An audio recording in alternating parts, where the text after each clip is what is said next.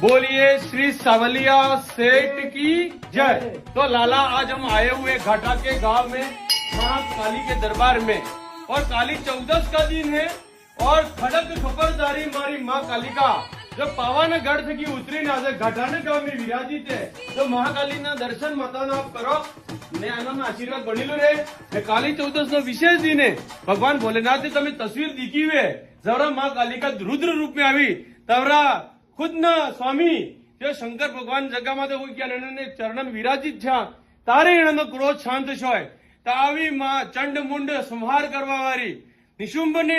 संहार करवा वाली मां कागड़ वाली आ साक्षात है ने घाटाना गामे में आवेलो ना मां काली नु दर्शन आप साक्षात करी रहो ना आयना जे भगत जी है ये आपने बात करेंगे और माताजी ने हूँ कहानी आपने बता देंगे। माताजी आप पहले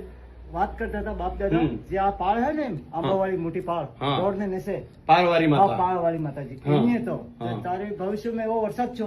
जैसे कि पानी फूल आई दबावी नहीं पानी बदर आई जे पाड़ थी कप्पा लगी थोड़ी बाहर रिवर में पार कपाई એટલે जब माताजी ते पाड़ कप्पा ते पुकार पड़ी ना डोंगरा सड़ी। अच्छा माता पार वाली माता कहवाता थी पाड़ टूटी है थी पुकार वाली डोंगरा सड़िया